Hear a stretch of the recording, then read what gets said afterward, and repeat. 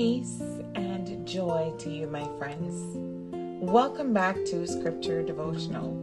Here, we let every word from the Word write our hearts and guide our paths.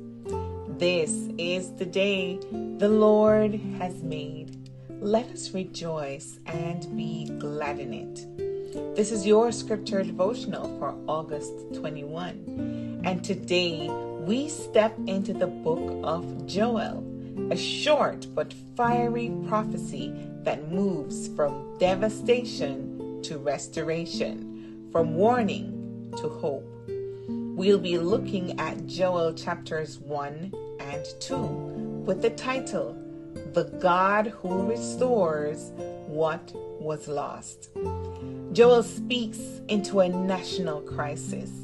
A plague of locusts has stripped the land bare, but Joel makes it clear this disaster is not random. It's a wake-up call, a picture of the day of the Lord, when God's judgment and mercy will be poured out. And within these chapters lies a promise: what the enemy has eaten, God can restore. Let us pray. Father, we thank you so much for today. We thank you for our life. We thank you for our friends and our families, our loved ones. Lord, open our hearts as we open your word. Help us to hear both the warning and the promise in your word today. Teach us to return with fasting and weeping, and to trust in your power to restore all that's been lost. This is our prayer today with thanksgiving in Jesus' name. Amen. Joel chapter 1, the wake-up call. What the locust swarm has left, the great locusts have eaten. What the great locusts have left, the young locusts have eaten. Joel chapter 1, verse 4. Joel calls priests, elders, and the entire nation to see this plague as a sign. Life has been stripped to the bone, and only God can bring renewal. The land mourns, the farmers mourn, and the joy of worship is cut off because grain and wine are gone. Sometimes, my friends, God allows us to face loss so our hearts will turn fully back to Him. So ask yourself, have you ever experienced a season where it felt like the locusts devoured everything? Did it draw you closer to God or make you run from Him? The New Testament link for this section comes to us from Hebrews chapter 12 and verse 11. No discipline seems pleasant at the time, but painful. Later on, however, it produces a harvest of righteousness and peace. Joel chapter 2, verses 1 through 27. Return with all your heart. Joel sounds the trumpet. The day of the Lord is near. But this isn't a time for panic. It's a time for repentance. Even now, declares the Lord, return to me with all your heart, with fasting and weeping and mourning. Rend your heart and not your garments. Joel chapter 2, verses 12 and 13. God responds to true repentance with compassion. In verse 25, He says, I will repay you for the years the locusts have eaten. God's restoration is not partial. It's abundant, covering even what seems permanently lost. So ask yourselves, what would it look like for you to rend your heart today? Not just show outward signs of sorrow, but truly truly return to God inwardly. The New Testament link for this section is Acts chapter 3, verses 19 and 20. Repent so that times of refreshing may come from the presence of the Lord. Finally, friends, let's look at Joel chapter 2, verses 28 through 32. The Spirit poured out. Joel looks ahead to a time when God will pour out His Spirit on all people, men and women, young and old, servants and free. And everyone who calls on the name of the Lord will be saved. Joel chapter 2, verses 32. The Spirit's outpouring is both a gift for now and a preparation for the final day when God makes all things right.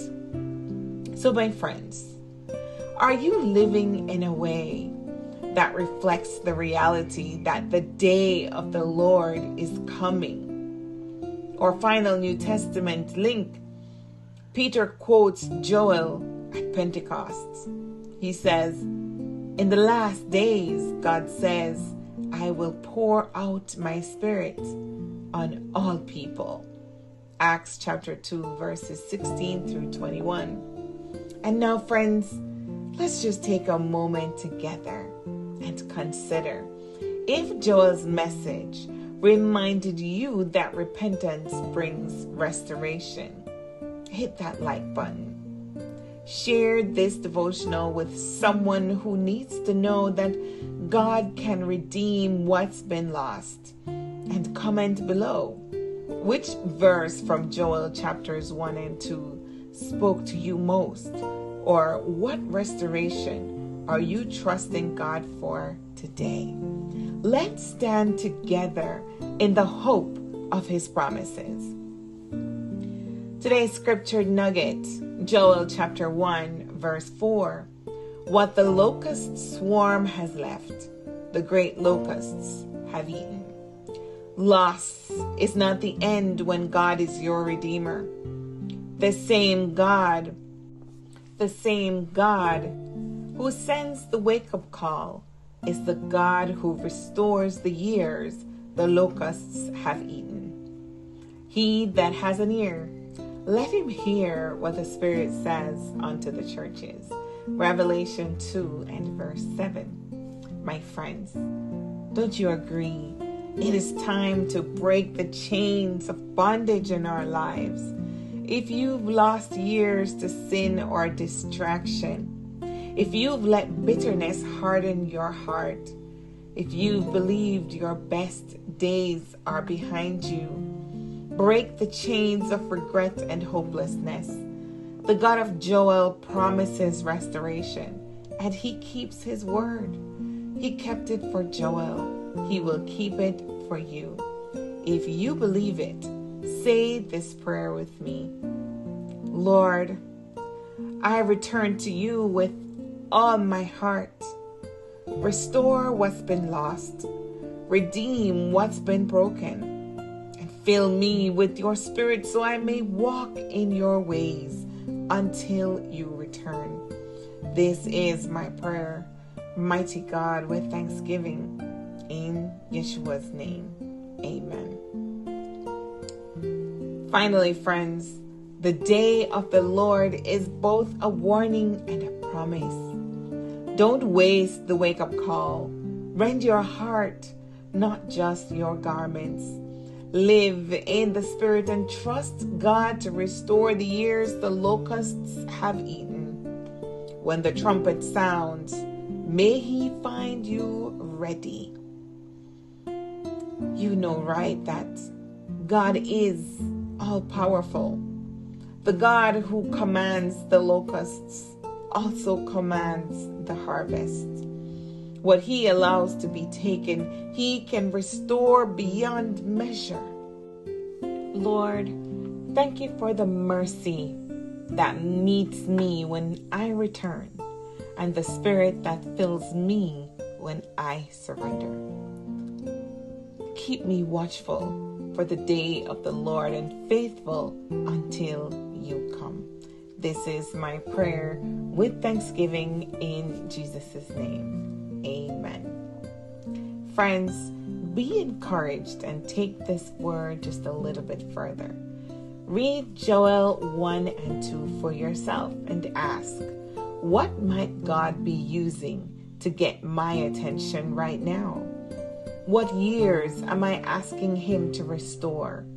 How can I live in readiness for the day of the Lord?